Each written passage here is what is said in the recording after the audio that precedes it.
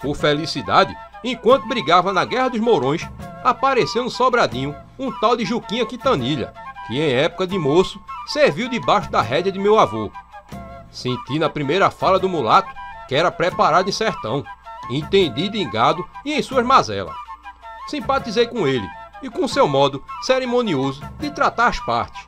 Era coronel pra lá, coronel pra cá. O jantar foi servido no melhor agrado de Francisquinha, que conheceu o chegado em vida de meu avô, ainda meninote.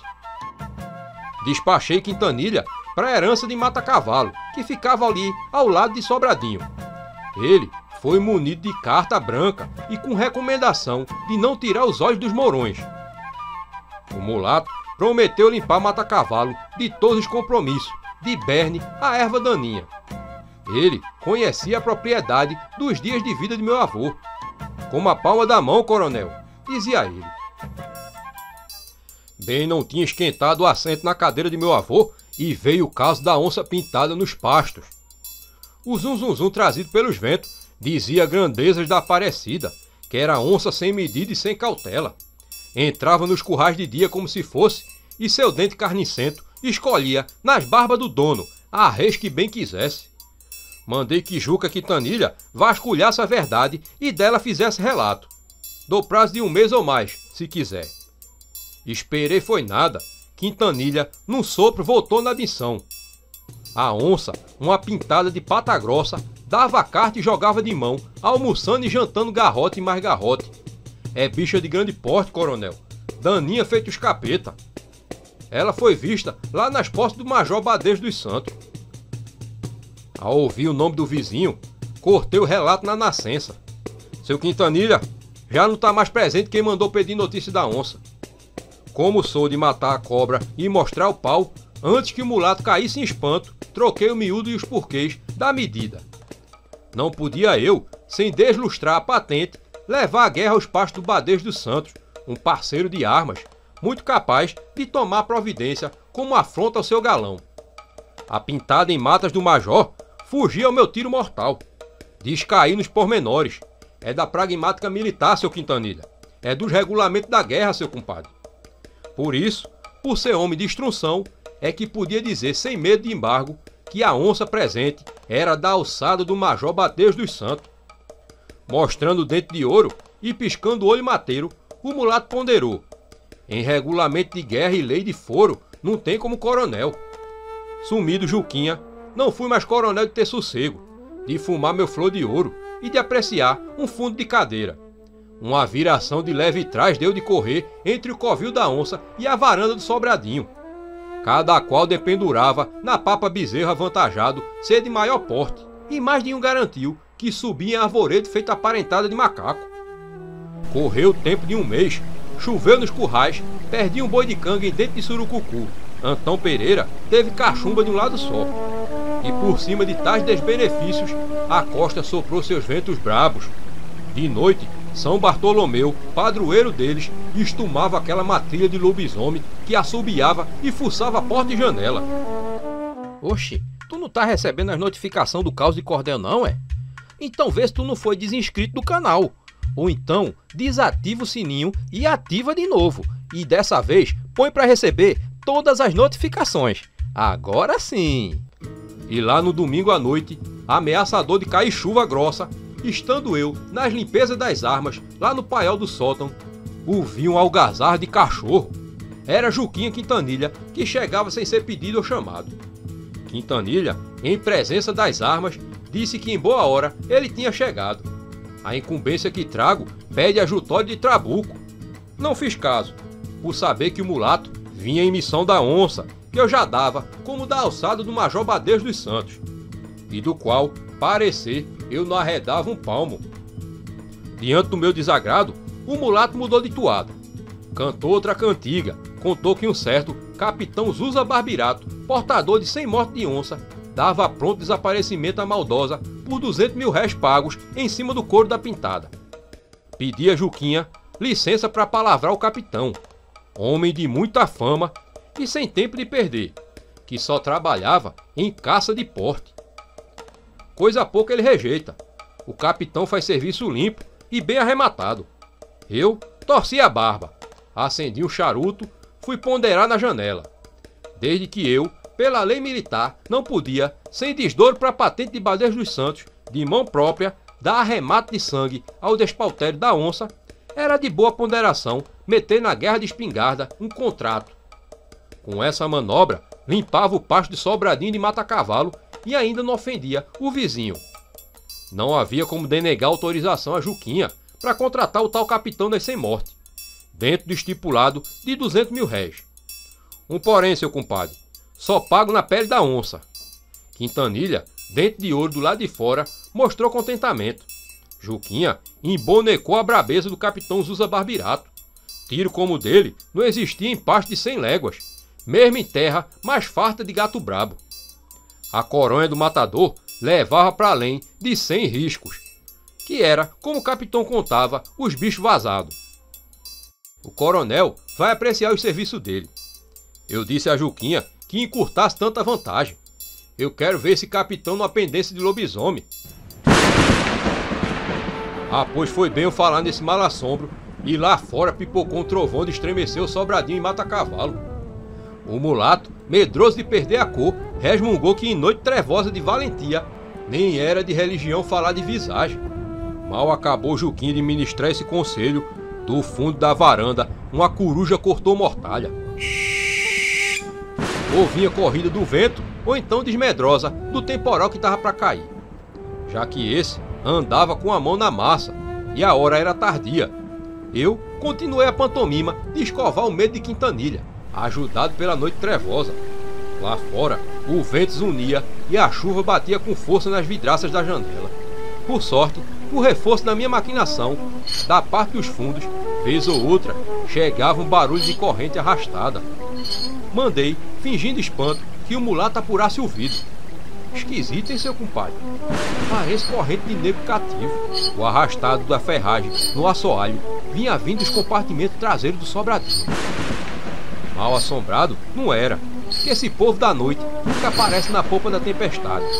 Seguro de tal verdade, contada e recontada em dias de vida pela minha prima Sinhá Azeredo, dei mais um passo na judiação de Juquinha Quintanilha.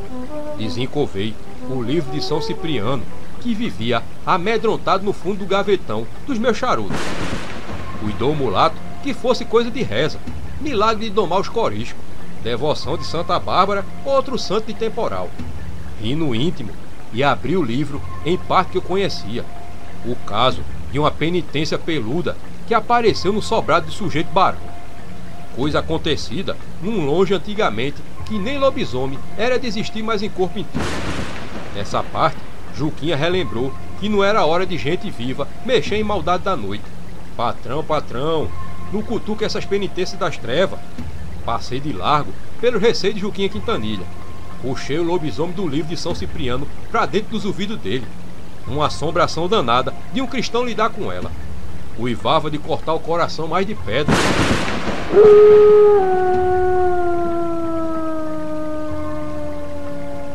E digo que fiz chincana de doutor velho, pois não segui o tintim por tintim que a letra de forma estipulava. Pulei, misturei, inventei em favor do lobisomem. Juquinha amarelou e no fundo mais parecia um rato assustado.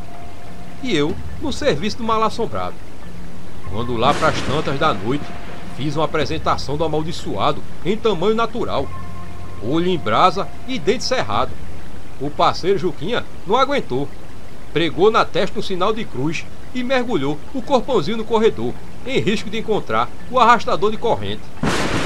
Ainda parou para dar conselho. Coronel, deixe de lado esse povo da noite, disse o mulato, se tremendo todinho. Tinha ele ainda que andar na noite trevosa de chuva gorenta, de volta para sua casa, lá em Mata-Cavalo. Pedi que, por ser noite de breu e de toró, que passasse a noite ali na casa do Sobradinho mesmo. Lá fora, a noite engrossava em trovão e água. Seguiu então Juquinha para dormir na sala, já que não tinha mais coragem para encarar a noite lá fora de chuva e tempestade. Ri feliz da pantomima que armei em derredor do bom mulato. E como a hora fosse muito avançada, apanhei o lampião para ver em que nação de chuva andava meu chinelo. Estando eu nessa tarefa, em busca do meu chinelo, meio embodocado no chão, quando escutei aquela remessa de lamento de mal-assombro.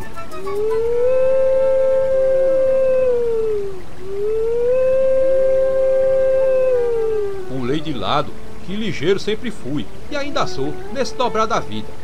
Não ia ser gemido avulso de fundo de casa que podia mandar o neto de Simeão aos cobertores, como um Juquinha Quintanilha. Acalmado, eu inquiri: quem tem desplante de brincar essas horas, hein? Se é gente viva que apareça, pois não faço reprimenda. Se é coisa morta falecida de cemitério, que vá fazer penitência no oratório do Sobradinho. Mas resposta eu não tive. Foi quando vi, como em dias de sua vida, o meu avô, Simeão de Azeredo Furtado. Não trago medo, e o povo dos pastos, por léguas e léguas, sabe do meu proceder. Mas digo que senti um apontado no espinhaço, como em noite que fui picado de jararaca, estando eu em vadiagem de menino. Diante de Simeão, voltei a ser possuído pelo mesmo incômodo. Nem escutava mais os desmandos do vento, nem via as lacraias de fogo lá fora do trovão. Fiquei sem poder tirar o olho do meu avô presente, em forma de renda, todo velhinho, como das últimas vezes que eu tinha visto ele. Engraçado, se fosse o capeta ou mesmo o lobisomem, eu era muito ponciano de bem esfarinhar a pantomima entre um trovão e outro. Mas assim, meu avô, eu voltava a ser um menino que caía em tremedeira ao escutar as botas de Simeão na soleira da porta. O que queria ele de mim? Ladainhas, dúzias dela, mandava eu rezar todo ano pelo bem-estar e bom passadio das almas avulsas e não avulsas dos Azeredo Furtado. Só dava conta de não estar em pesadelo pelo motivo de ouvir o assobio do vento na janela. Tentei chamar Quintanilha, mas a voz desse coronel respeitou a presença do velho, pelo que saiu fraca. Ficava provado para todos os devidos fins que eu só sabia manobrar a assombração de fora. Diante de uma visagem de família, ficava eu de pé amarrado, sem força de dizer meia dúzia de desaforos do que bem sei dizer. Não tenho feitio de contrariar meu íntimo, e de dentro desse propósito, tratei de bater em retirada. De novo, encarei o avô Simeão, e nesse encarar, vi que ele estava de botina e espora. Então, sem mais delongas, abri em risadaria, despido de receios e considerações de parente. Chamei Quintanilha. Seu compadre, Juquinha, venha ver.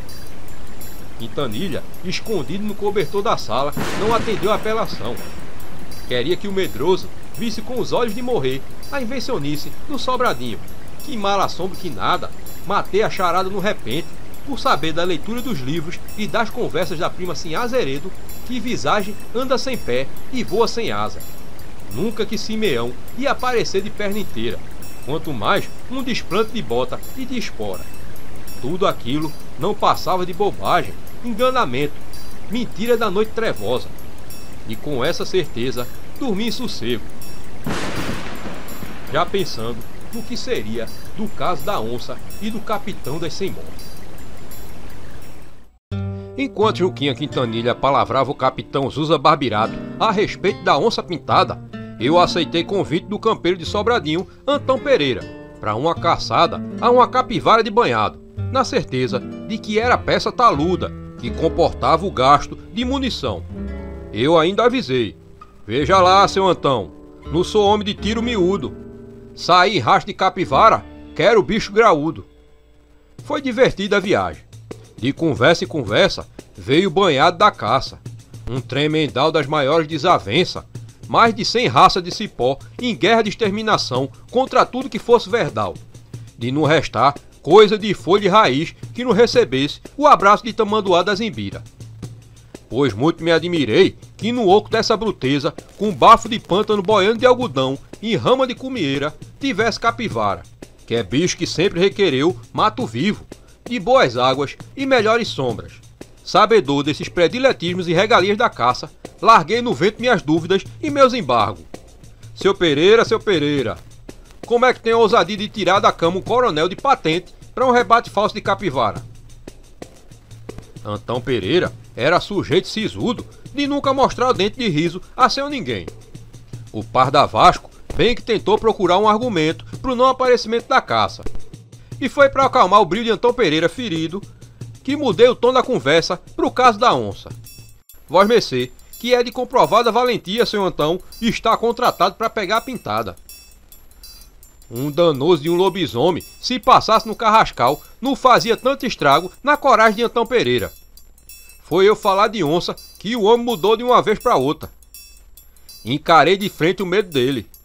Era de escorrer do rosto igual leite de mamão. Segurando esse receio pela gola, fingia aborrecimento. Isso é uma caçada ou um acompanhamento de defunto? Corria as vistas de um lado para o outro, como se buscasse o falecido em seu caixão. Aí dentro do fingimento, judiei do parceiro. Cheirei o vento em costume de índio para dizer baixinho: estou sentindo bafo de caça maior. Vai aí pela ordem de uma onça bem mamada e melhor criada. Outra vez aquele vento frio de lobisomem varreu o espinhaço de Antão Pereira. Uma raiz que brotasse vinha à tona ao seu barulho, de tão silencioso que o cabra ficou. Mão em forma de concha na asa da orelha, afiancei que em derredor de meia légua pisava bicho de porte. E desandei a ministrar minhas manhas de guerra. Se a pintada atacasse de frente, o proceder da tropa devia ser assim assado. De um perigo aviso, nunca ficar de favor do vento, que é mesmo que assinar sentença de morte. Cada vez mais crescia o medo do pardavasco e eu de aguilhão nas partes fracas. Eu digo, seu Antão Pereira, que onça não é bicho pra qualquer um. Não é gato do mato nem tatu que a gente futuca com vara curta.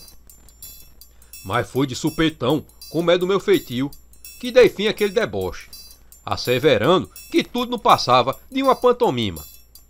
O que ele ia matar estava bem morto e estava na panela de Dona Francisquinha. É um cabrito especial. Foi mesmo que aforrear negro cativo. A alegria entrou de vela solta no peito do compadre. Sem faltar o devido respeito, o campeiro desencabulou as falas que em receio de onça ele havia encolhido.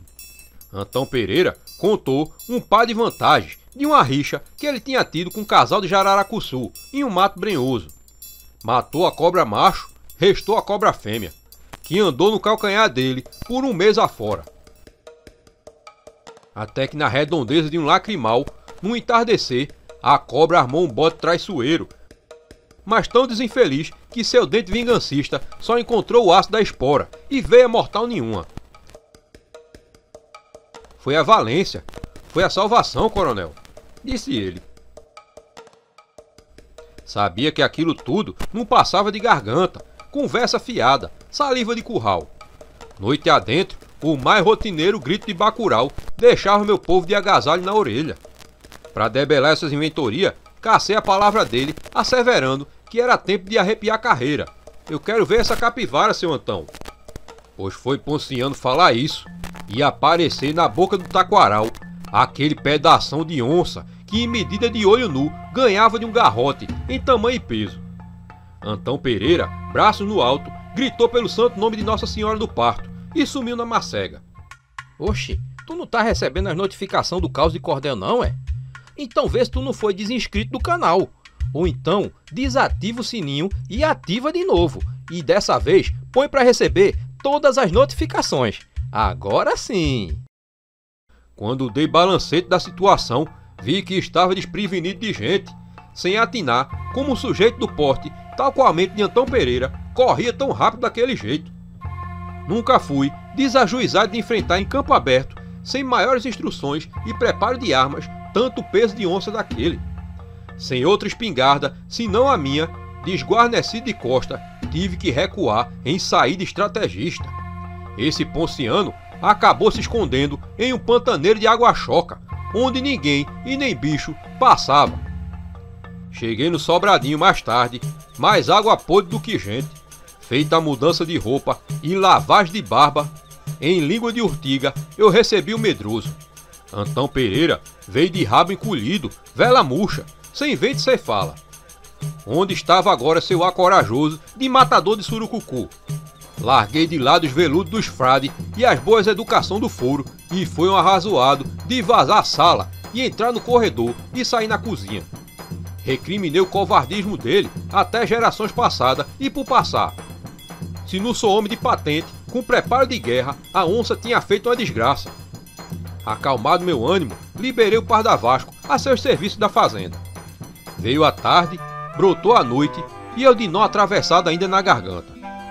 Destrocei 3 charutos e no toco do quarto é que o sono esfumaçou meus olhos. Pra vistoriar a cama, que isso é penitência de toda noite, chegou Francisquinha. Queria ver os lençol, se as fronhas do menino nadavam em cheiro de limpeza, se o quarto estava em ordem. Liberei o zelo dela, agradeci seus cuidados. E é nessa fundura de sono que dou vazas de regamento do coronel. É cada invenção de nem ser possível existir em carne e osso nas casas mais debochadas das meninas de vira e mexe. Pois andava eu, na melhor parte do sonho, em libertinagem de descascar a Dona Branca dos Anjos, quando escutei um baque estrondoso na madeira. Acordei, pra logo a moça sumir como renda, levada do vento. Cocei a cabeça com raiva e obtemperei, aporrinhado. Ora essa! Logo na hora do proveito é que eu fui acordar. Depressinha, voltei ao travesseiro, na esperança de pegar ainda a dona do meu bem-querer num recanto de corredor ou sofá vadio. Forcei os carneirinhos na sonolência e já aprontava outras safadezas na precisa ocasião em que rebentou, junto do beiral da janela, aquele ronco dos demônios.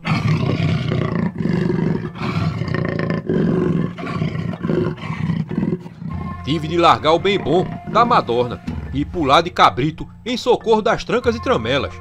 Meu primeiro repente, por ser possuído de gênio estourado, foi abrir a janela e liquidar o berro na fonte da nascença. Só não dei andamento a essa ideia, porque novo ronco, dos mais alentados, cortou a noite trevosa. Pensei, é a onça. E tanto era a onça, que logo aquela pata começou a arranhar o lado de fora, esperançada de pegar um ponto fraco da tramela. Como estivesse, por assim dizer, em solidão, com meia dúzia de saia debaixo da telha, resolvi fazer prudência, o que não é da lei militar, nem do meu feitio estourado, mas que cabia naquela ocasião. Tanto mais que eu andava cativo de jura e compromissado de não desbaratar aquela onça de mão própria. Dentro desse proceder judicioso, recuei em ordem na direção da sala. Retirei do armário uma espingarda que estava sempre de prontidão, arma de boca larga e arrasadeira. Tive até pena do estrago que o chumbo podia fazer no couro do gato. Com esse pensar na cabeça, ponderei baixinho, de modo a não ser escutado lá fora. Era tiro tão danoso que nem a pele ia ser aproveitada. Sabedora de que havia arte militar por trás das paredes do sobradinho, a pintada passou o galinheiro, pelo que até hoje tá voando criação de Francisquinha no céu do Nosso Senhor. Não contente da matança, o gatão rodou o sobrado e veio estabelecer sua pessoa na varanda, um palmo da cadeira do falecido Simeão. Enquanto isso, pela vidraça, eu acompanhava na varanda as artimanhas da onça. Era viver de grande porte. A cauda, sem falar no espanador, media pra lá de um surucucu das graúdas. Depois do que vinha o gatão, uma peça soberba com fogo de raiva no olho, tão alentada que o assoalho chegou a gemer em mais de uma tábua. Entre essa exorbitância dos matos e do sobradinho, só existia eu e mais ninguém, que o restante do povo da casa não contava, por ser rabo de saia. O que mais podia fazer Francisquinha e suas agregadas, a não ser cair nas orações do oratório, acender vela Santo Onofre ou São Bento e sair em ladainha pelo corredor. Era isso ou outro ajutório nenhum. A onça encapetada rondou a casa do sobradinho a noite toda. Perto do dia raiar, a malvada bateu em retirada. Minha missão de proteger a casa cumprida. Cansado da noite de vigília, como pede a lei militar, o sono começou a bater pesado. Mas mal caí na dormência e o galo cantou na primeira claridade da manhã. Me vesti e esperei na sala a chegada de Juquinha, que vinha trazer o tal capitão das 100 mortes de onça, coisa que estava marcada justamente para aquele dia. Não tive muito que esperar. Na frente de um latido de cachorro, vi subir o dentão de ouro do compadre Quintanilha. Mande o homem subir também, quero ver a bizarria dele. O feitor de mata-cavalo remancheou, quis relaxar a ordem, no que não consenti. No terceiro aperto, já gritei: "Vós mercê tá de orelha variada, é?" Foi aí que o homem desembuchou, que eu desculpasse ele, mas o capitão era sujeito cismático. recoberto de orgulhos. Não aprecia ninguém tomar confiança dele. Eu escutei aquilo e torci a barba, já arreliado de gênio ferido. Repeli a soberba do capitão, que ninguém no Sobradinho andava atrás de tomar confiança com ninguém, nem que fosse graúdo da política, mandão do governo ou outra coisa. Ficar sabedor, Juquinha Quintanilha, que eu, com 2 berros, botava o capitão Barbirato fora de cela, em posição de ordenança, como manda a lei militar. Diga a ele que eu tenho poder para tanto, é só eu querer. O pobre Juquinha correu a amaciar o meu rolo de surucucu envenenada. Disse que o caso, em boa ponderação, não pedia tais providenciamentos. Se o capitão, dentro do estipulado de 200 mil réis, desse morte pronta ao gato, estava tudo no conforme. É o que reza o contrato, coronel. Bati carinhoso no ombro dele. Tem razão. Deixe lá embaixo o soberboso. E assim eu desci. Juquinha me levou até onde estava o tal matador de onça. Bons dias. Como vai o capitão? O bicho de boa largura e altura barbudão resmungou sem um muito obrigado, coronel, que passava bem como Deus queria. Pouco apreciei se responder, mas em consideração aos bons conselhos de Juquinha, deixei sem reprimenda a afronta do atrevido. O homem era bem preparado de peito, garganta de correr parelha, com vozeirão igual de Dioguinho do Poço. Aceitei a toada e puxei pelo capitão. Que voz mercê acha do topete da onça? Ele berrou de lá e eu berrei de cá. Pois é, de todo pasto sabido que eu não dou direito de ninguém falar mais alto que eu. O homem, depois disso, nem deu mais desconfiança. O que fez foi sacar um facão de arrasto e decepar na raiva uma plantaçãozinha de melão de São Caetano que enfeitava os paus de angico. Acabada a malvadez, enquanto acomodava o aço da bainha, jurou o capitão que levava mais fé naquela peça de corte do que em gente dos pastos, ou mesmo tropa de linha. Diga e provo, sem medo de engano, disse ele.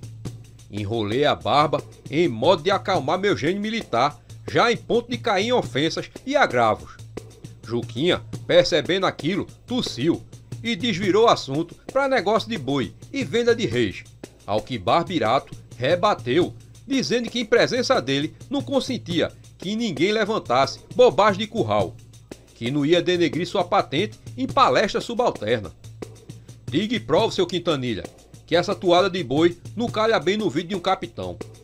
Livre de freio, no adentrar do mato, a arrogância do malcriado ganhou barriga. Era vantagem sobre vantagem, que fazia e acontecia, teteretetê, que trabalhava por trabalhar, que não precisava de dinheiro.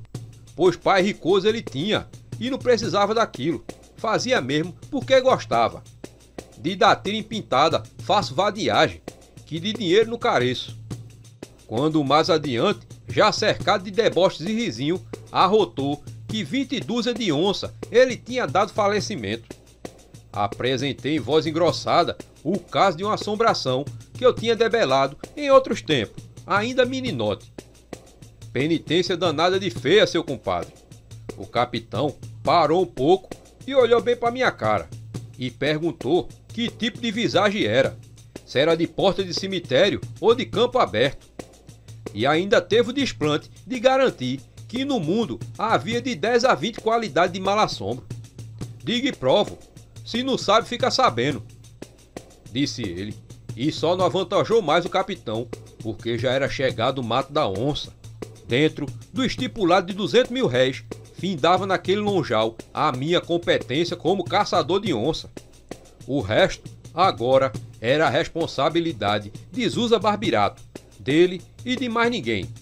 E foi dando o troco de seus deboches que fiz ele sentir que daquele doravante a ele cabia dar a regra. O mando é seu, capitão. Aqui eu lavo minhas mãos, disse eu a ele. Em distância regulamentar, Juquinha foi ficando para trás, bem murcho e todo assustado. Com arrogância, Barbirato dispensou a tropa. Num careço, de mijão na minha rabeira. Pode ficar aí para trás mesmo. Juquinha fingiu que nem ouviu aquilo. E disso, aproveitou o capitão Barbirato para recair na brincadeira e gabolice. Pediu que eu coçasse o bolso, uma vez que na lei dele, dinheiro de onça só era recebido na pele da morta. Eu digo e provo, vou meter bala no entre-olho, por causa de não estragar o capote do gato. E a gente nesse pé de vadiagem, e eu já preparado para deixar o capitão desimpedido, que era esse o acertado. Quando meia légua no mais espichar, sem aviso ou ronco, cresceu em 4 patas a onça encapetada. Berrou suas ignorâncias bem na bochecha de Barbirato, e logo um cheiro nefasto escapuliu da goela da atrevida. E foi aí que eu vi passar por mim, feito vento de tempestade, Zusa Barbirato. Nessa hora, eu olhei para trás à procura do tal capitão e não vi nem sinal dele, nem mesmo a poeira da carreira dele existia mais. Eu fiquei ali, cara a cara com a bichona dos diabos. Outra vez, em prazo pouco, encontrava o coronel onça pela frente. Tudo pendia contra mim naquela situação. A onça encapetada estava ali me olhando com aqueles olhos. Empoleirado nos pés de pau, na distância pouca de um bafo, 3 urubu esperava o resultado da guerra, cada qual mais pescoçoso que o outro, como se eu fosse carniça certa e contratada. No íntimo, eu desconjurei, vai agora a mãe. Mas digo sem desdouro que nem a maldosa teve tempo de encarar o neto de Simeão, e andava eu nessas minudências quando vi sair do trás de um panelão de formiga aquele tiro sem pai. A pintada que não esperava chumbo e acabou caindo, se estribuchando no chão de agonia. Avivei a atenção para descobrir Barbirato, e quem apareceu no encaracolado da fumaça foi um molecote, pegador de papacapim e caboclinho, que vez ou outra pernoitava no sobradinho. Eu, na hora, soltei o meu grito de aviso: afasta, afasta! Como arremate, parado junto aos pés de Guriri, ainda gritei: sujeito sem tino, cuida que onça é gato de borralho. Então, voltando atrás, passei em cima do cadáver da pintada toda a minha munição. E mais alto do que o estrondo do tiro, berrei eu: conheceu, papuda?